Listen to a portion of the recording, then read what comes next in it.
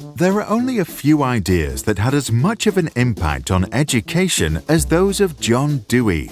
To understand his ideas, let's imagine Dewey reappears in the modern world with the mission to implement his theories in a conservative school. Dewey championed learning by doing, also known as experiential learning. He observed that children learn better when they are actively engaged because they are immersed in the present and not a distant future, such as final exams. In biology, students don't read books, but instead grow plants, harvest fruits, and then feed them to snails to see what happens. Sometimes things work out, sometimes accidents happen. Whatever the outcome, the students take notes of their observations and form rich, memorable experiences. At the end of each class, they summarize their learning and turn to discussions. The discussions prepare the students for life in a democratic society where decisions ought to be based on reasonable arguments. Through the debates, the children learn to formulate their own ideas, convince others, and learn to see the world from a different point of view. In one discussion, some started to argue that school uniforms limit self-expression and that they should be abolished. Dewey, who believed that schools should prepare children for life itself and serve society as a force for innovation and reform, encouraged those students to start a petition to find out for themselves if real social change is possible. Classes are interactive because Dewey believes that interaction with the environment is essential for the learning process, since education is an experience that is subject to constant change. Passive recipients of knowledge, on the other hand, learn very little, if anything at all. The group who started the petition present their ideas to the teacher and start a dialogue that expands their understanding and underlines their learning. Learning is interdisciplinary.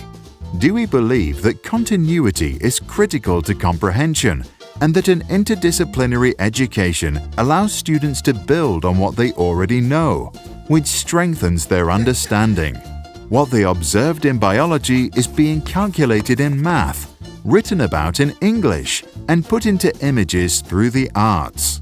This provides the students the opportunity to learn how things are connected.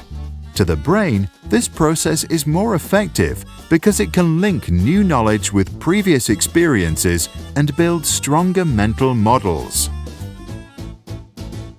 Dewey believed that when societies calculate the price of education, they shouldn't only look at the cost of school buildings, teachers' salaries, and other resources. They should also consider the costs of all the hours input by the children. Because the children are the future of our society and human progress, their time in class ought not to be wasted. It is thus the school's responsibility to be a playground to practice a future we wish to see, so when the kids grow up, they can go and create it. About education, Dewey famously said, "It's not a preparation for life, education is life itself." The group that sought dress code reform gained a deeper knowledge about the topic and were able to develop good arguments. They printed their demands on banners and tracts and discussed their ideas with everyone until the day the majority of students and teachers had signed their petition. Eventually, the petition was presented to the principal and a new school rule was passed. Dewey's ideas were not always popular during his time, and while we made some progress in education over the last 100 years, is the situation really any better today? What do you think? Did you experience learning by doing in your school? And does your school encourage you and your friends to engage in social reform and create the future we wish to see? Please share your thoughts in the comments below.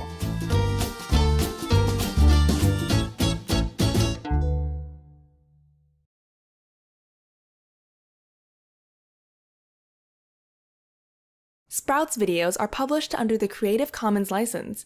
That means our videos are free and anyone can download, edit, and play them for personal use. And public schools, governments, and nonprofit organizations can also use them for training, online courses, or designing new curriculums. To help us stay independent and support our work, you can join our patrons and contribute. Just visit patreon.com/sprouts. Even $1 can make a difference.